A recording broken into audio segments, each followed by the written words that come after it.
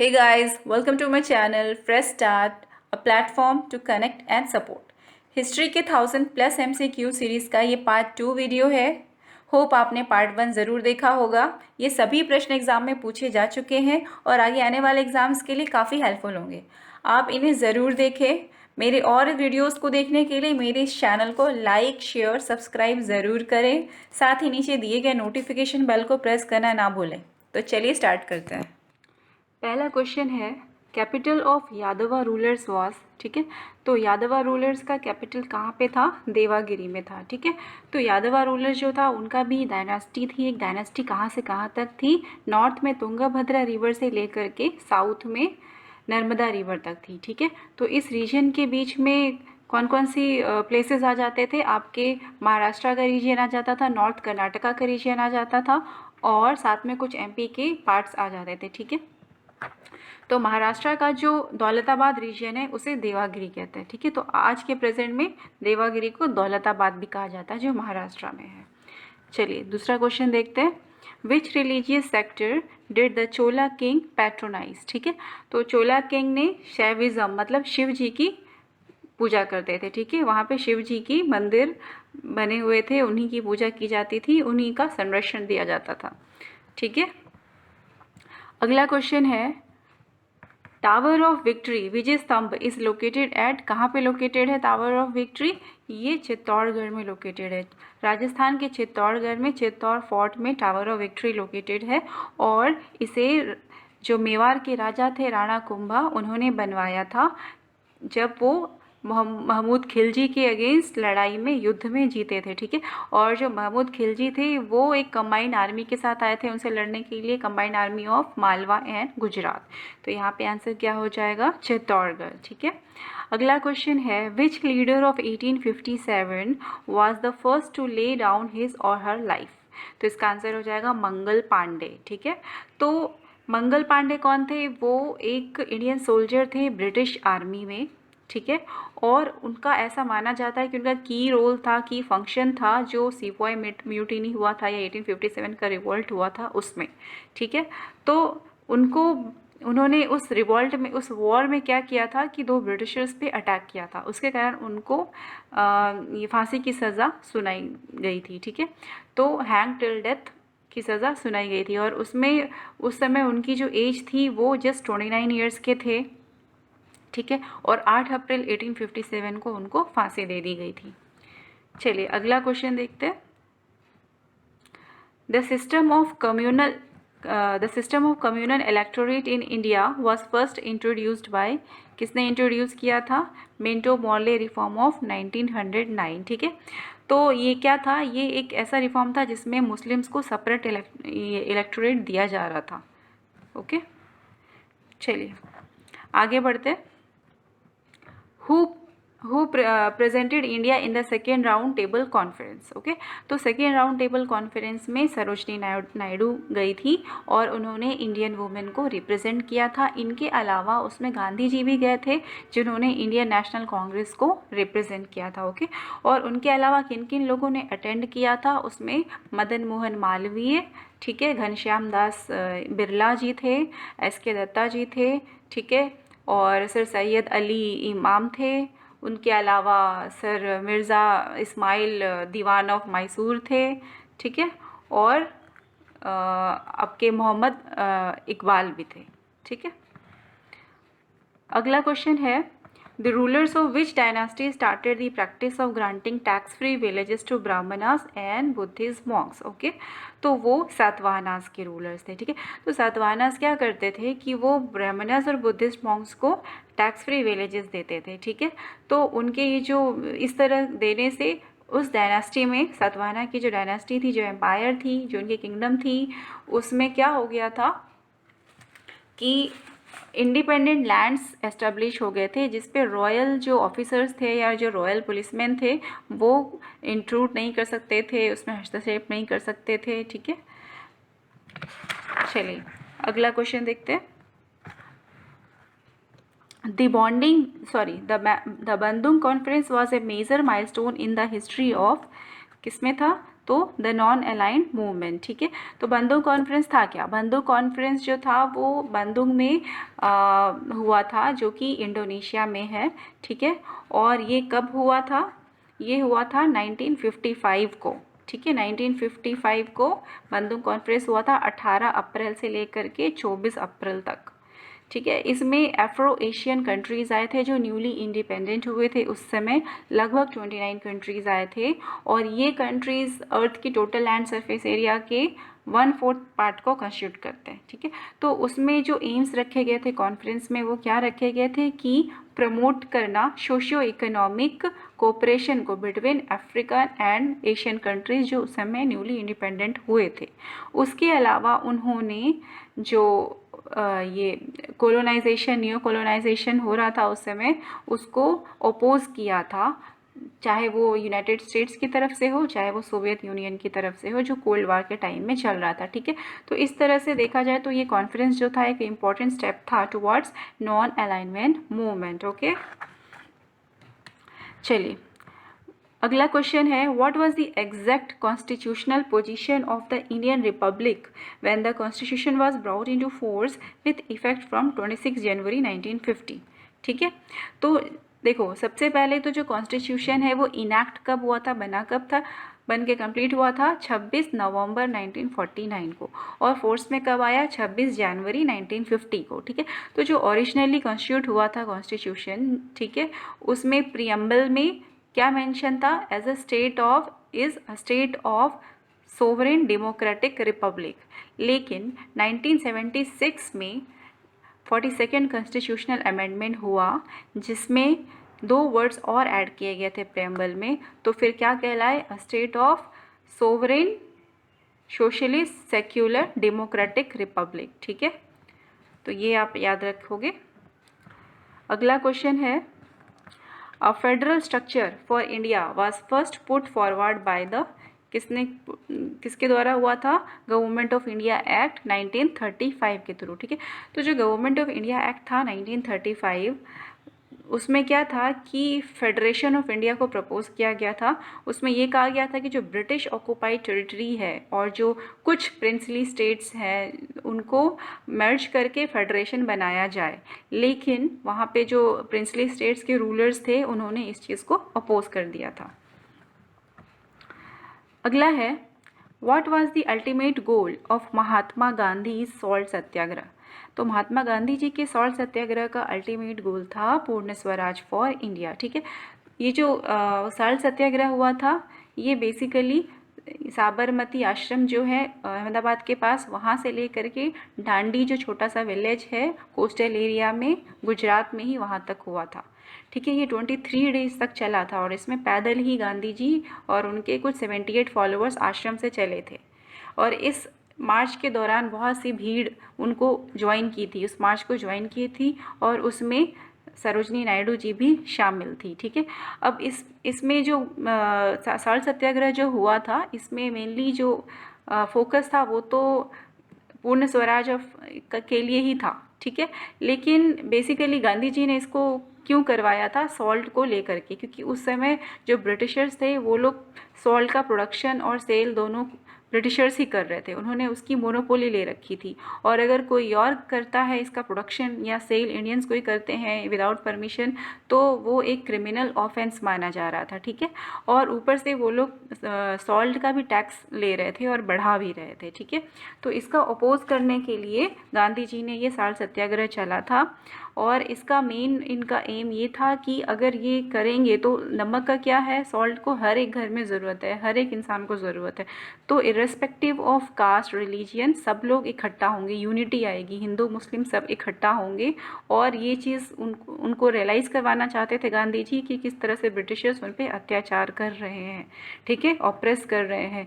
तो ये दोनों मकसद था उनका, ताकि वो अल्टीमेटली तैयार कर सके जनता को, इंडियन पीपल को इंडियन इंडिपेंडेंस स्ट्रगल के लिए, मतलब पूर्ण स्वराज फॉर इंडिया के लिए। चलिए अगला क्वेश्चन है, who persuaded the ratings of the Royal Indian Navy to surrender on the 23rd February 1946। ठीक है, तो इसका आंसर हो जाएगा वल्लभ भाई पटेल एंड एम.ए. जिन्ना। ठीक है, तो इसमें क्या था कि जो रॉयल इंडियन नेवी थी उसमें जो सेलर्स थे जिनको रेटिंग्स कहा जाता था और कुछ नॉन कमीशन्ड ऑफिसर्स थे, ठीक है, उन लोगों ने, कुछ लोगों ने बोल सकते हो यार कि उन्होंने एक सिपोई शुरू कर दिया था, एक म्यूटिनी शुरू कर दिया था। ठीक है, तो इसके कारण क्या हुआ था, जो उन्होंने लड़ाई शुरू की उसके कारण कलकत्ता में और बॉम्बे में जो हड़ताल ऑलरेडी चल रहा था वो और ज़्यादा फैलने लग गया था। ठीक है, तो इसे रोकने के लिए वल्लभ भाई पटेल और एम.ए. जिन्ना ने इन्हें कहा, रेटिंग्स को और ऑफिसर्स को कहा कि आप 23 फरवरी 1946 को सरेंडर कर दें। और ये कब शुरू हुआ था?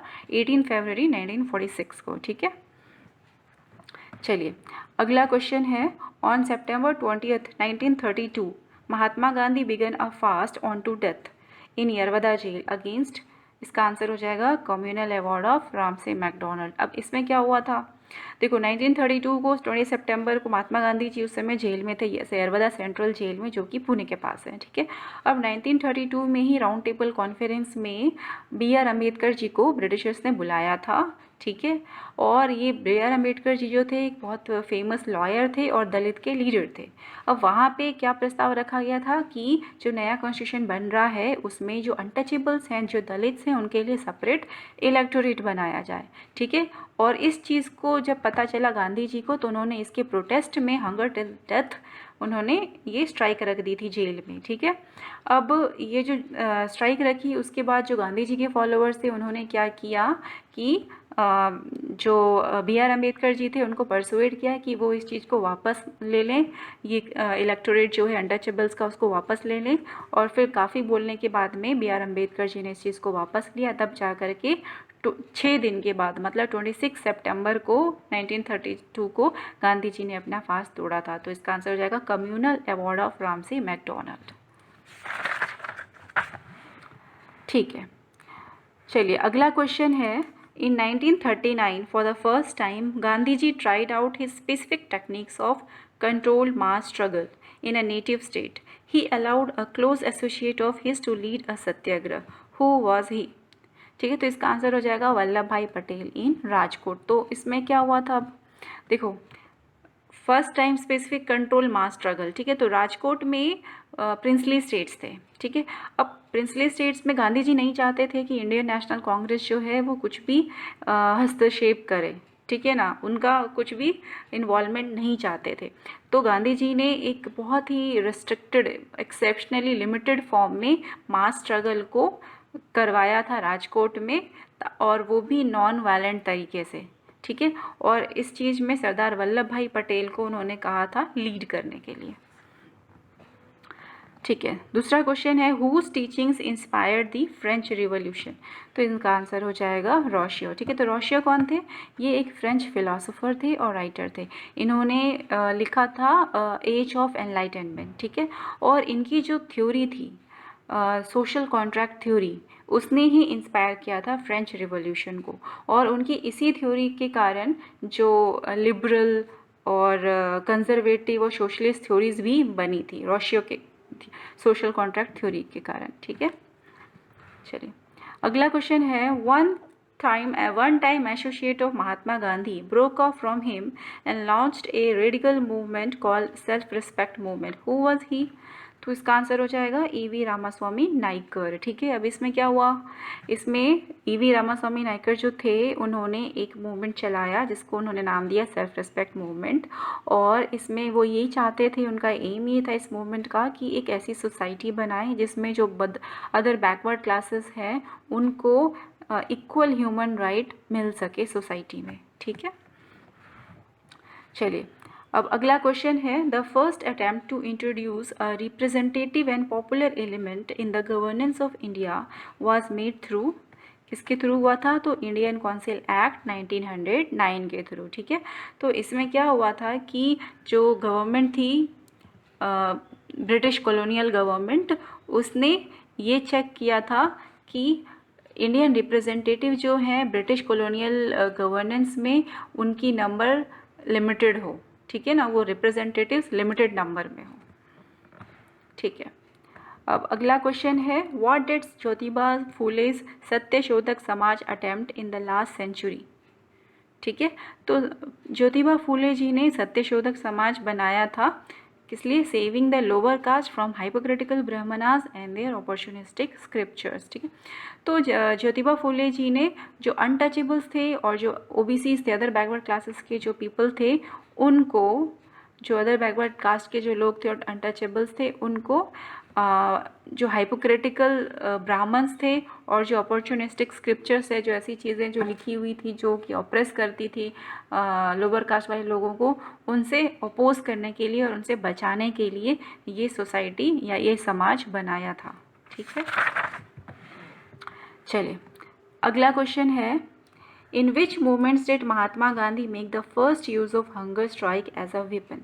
ठीक है, तो लगभग गांधी जी ने 17 हंगर स्ट्राइक्स किए होंगे, hunger till death.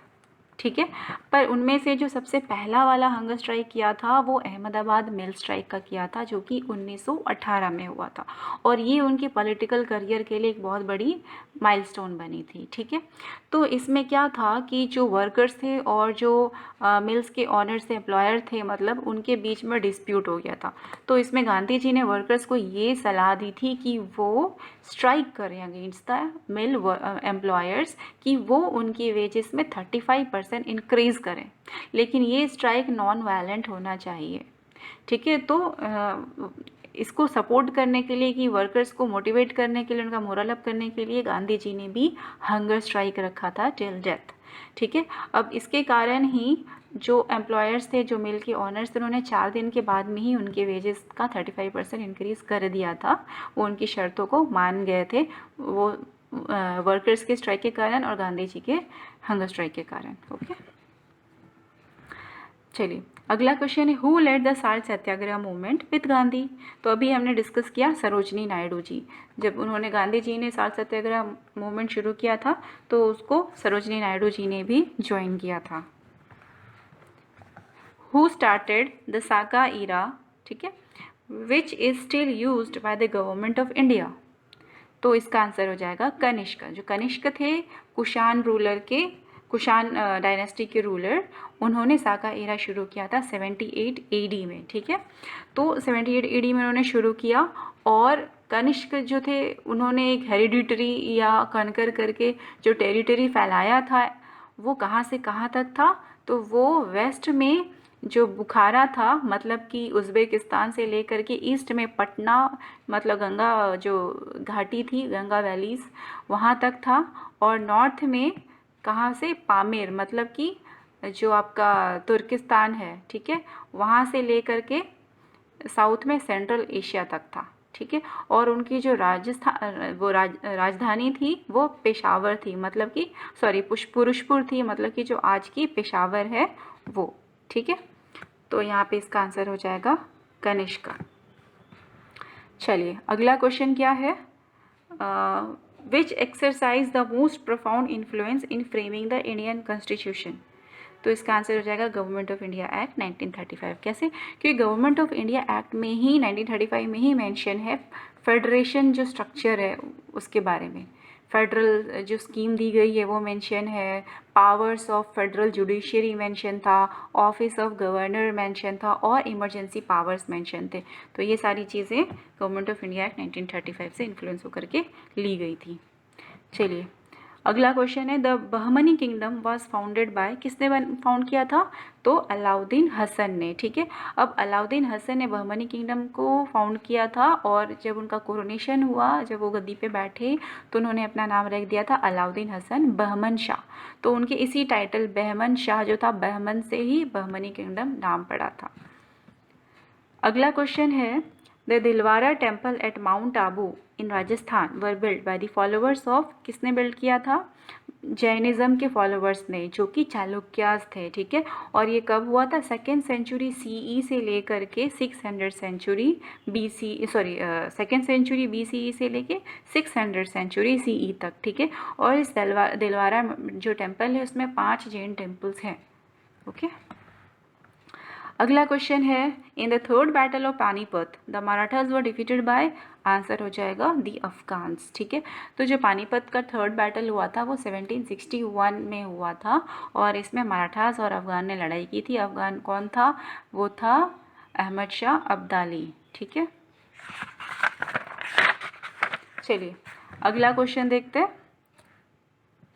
Sati was prohibited by, सती को किसने प्रोहिबिट किया था? लॉर्ड विलियम बेंटिक ने। ठीक है, तो लॉर्ड विलियम बेंटिक ने क्या किया था? एक सती बंगाल सती रेगुलेशन एक्ट लेके आए थे 1829।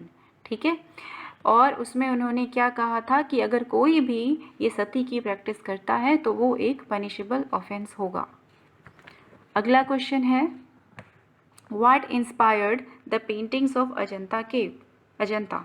ठीक है, तो इसका आंसर हो जाएगा कॉम्पैशनेट बुद्धा। ठीक है, तो अजंता की जो गुफाएं हैं वो अप्रॉक्स 30 केव्स हैं। ठीक है, रॉकेट केव्स मोनूमेंट है जो कि महाराष्ट्र के औरंगाबाद में है। ठीक है, और वहाँ पे जो पेंटिंग्स एंड स्कल्पचर्स हैं वो फेमस हैं और वो किस पे है? मेनली बुद्धा, गौतम बुद्धा जी की लाइफ पर है। ठीक है, जो जातका स्टोरीज को डिपिक्ट करती है।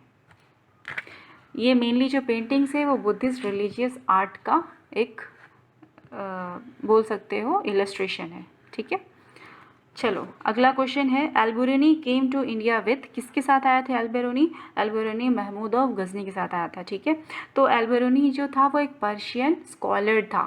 ठीक है, और एल्बेरुनी ने क्या लिखा था? उसने लिखा था तारीख अल हिंद, जिसको हिस्ट्री ऑफ इंडिया कहा जाता था।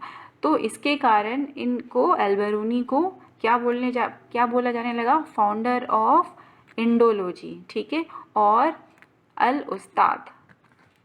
चलिए लास्ट क्वेश्चन है इसका, सॉरी सेकेंड लास्ट क्वेश्चन है, the Simon commission was form to review, क्या हो जाएगा answer? Fitness of India for further reforms. ठीक है, तो साइमन कमीशन किस लिए बना था? ये देखने के लिए कि उसमें फर्दर रिफॉर्म्स होने चाहिए कि नहीं होने चाहिए, मतलब गवर्नमेंट ऑफ इंडिया एक्ट जो था 1919 वो ठीक से चल रहा है या नहीं चल रहा है। ठीक है, और फर्दर असेस करने के लिए कि सजेस्ट कर सके ब्रिटिश गवर्नमेंट को कि एडमिनिस्ट्रेशन में या कॉन्स्टिट्यूशन में कुछ और रिफॉर्म्स होने चाहिए या नहीं होने चाहिए। ठीक है, नेक्स्ट क्वेश्चन है, वेयर डिड औरंगजेब डाई? ठीक है, तो औरंगज़ेब की डेथ हुई थी अहमदनगर में। ओके, औरंगज़ेब जो है वो 1707 ईस्वी में उनकी डेथ हुई थी और वो उस समय 88 ईयर्स के थे, तो वो टर्मिनली इल हो करके फिर उनकी डेथ हुई थी। डेट्स ऑल फ्रेंड्स, अगर आपको ये मेरा वीडियो पसंद आया है और आप चाहते हैं कि मैं इस तरह के वीडियोस आपके लिए और लेके आऊँ तो इसे लाइक, सब्सक्राइब और शेयर करना ना भूलें। और हाँ, नीचे दिए हुए नोटिफिकेशन बेल को ज़रूर प्रेस करें ताकि आपको हमारा वीडियो तुरंत देखने को मिल सके। Thank you for watching.